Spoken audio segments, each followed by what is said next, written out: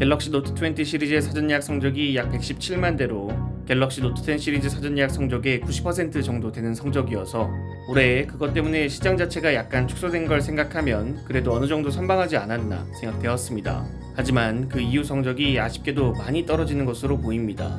헤럴드 경제의 보도에 의하면 사전 개통이 시작된 14일부터 29일까지 갤럭시 노트 20 시리즈의 국내 판매량은 이통사 물량 44만 대, 자급제 물량 16만 대 정도로 약 60만 대에 가량 팔렸으며 이는 갤럭시 노트 10 시리즈의 60% 정도 되는 물량이라고 합니다. 이게 그것 때문에 일시적인 하락인지 아니면 판매량에 영향을 끼칠 수 있는 여러가지 광고나 희귀결함 논란들 혹은 비싼 가격으로 인해 판매량이 떨어진 건지 일단 올해는 큰 변수가 존재하기 때문에 좀 길게 지켜봐야 할 것 같긴 한데 하반기에 나온 노트 20 그리고 탭 S7이 출시 초기부터 잡음이 많기 때문에 그에 대한 영향도 아예 배제할 수는 없는 상황입니다. 사회적 거리두기가 좀 완화가 되면 다시 회복세를 찾을 수 있을지 주목해야겠습니다.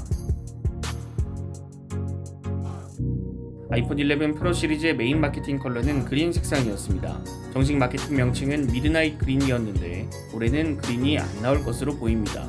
맥루머스의 보도에 의하면 올해 아이폰 12 프로 라인업에는 다크블루라는 색상이 출시할 것이며 이 다크블루 색상이 미드나잇 그린을 대체할 것이라 언급했습니다.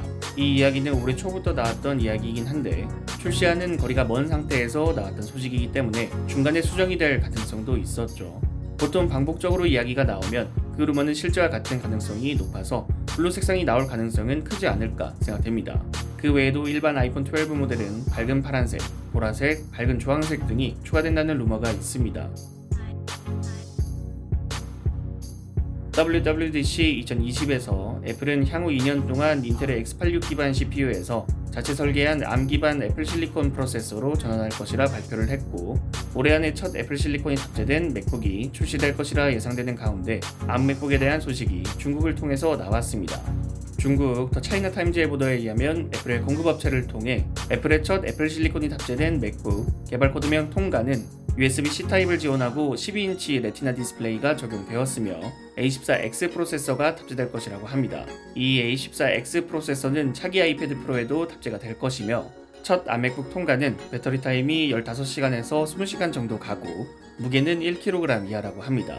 지금은 단종된 예전 12인치 맥북은 퍼포먼스도 다른 맥북에 비해서 많이 떨어졌고 아무래도 크기가 작다 보니 배터리가 적재될 공간도 작고 그러면서 배터리 용량도 작아서 배터리 타임도 많이 부족했었는데 A14X 칩이 퍼포먼스가 어떨지는 나와봐야 알겠지만 일단 저전력 프로세서라서 과거 12인치 맥북에서 문제점으로 꼽히던 배터리 타임 문제는 많이 개선되지 않을까 생각됩니다.